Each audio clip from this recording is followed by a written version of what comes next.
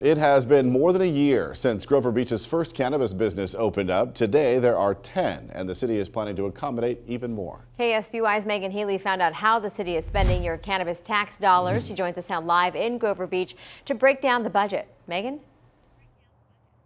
Well, Karina and Richard, in the last fiscal year, which just ended in June, the cannabis tax generated nearly $950,000 for the city's general fund. Now, that is $250,000 more than anyone expected. Now, the city tells me they've spent it on things like improving public service, so fire and police, as well as improving parks like this one.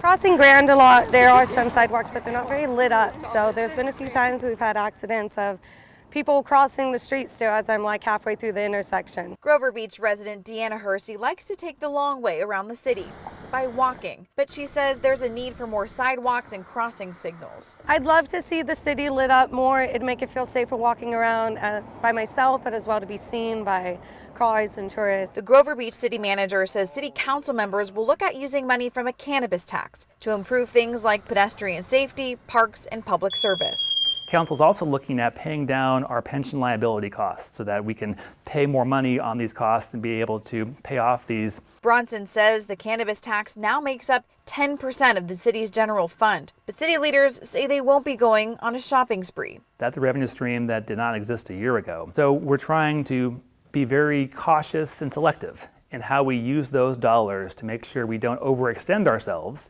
This fiscal year, Grover Beach is looking to generate $1.5 million from the tax. One man hopes the money is used for a number of things. Just making sure things look nice, safety for children, all that. He also wants to see real-time updates from cannabis businesses. How much money is generated from the marijuana sales, make that very accessible to the public. Grover Beach is taking advantage of this cash crop. Bronson tells me 2 more retail storefronts and nearly 10 distribution, manufacturing, and testing facilities are on the way. And as the city ordinance stands right now, there can be a maximum of 4 cannabis retail storefronts, but as far as cannabis-related businesses, other ones, there is no clear limit. The 3rd retail shop called Urban Leaf is set to open by the end of this year. Reporting live and local in Grover Beach, I'm Megan Healy, KSBY News. Megan, thank you. City council members will look at allocating cannabis tax dollars from this fiscal year in February.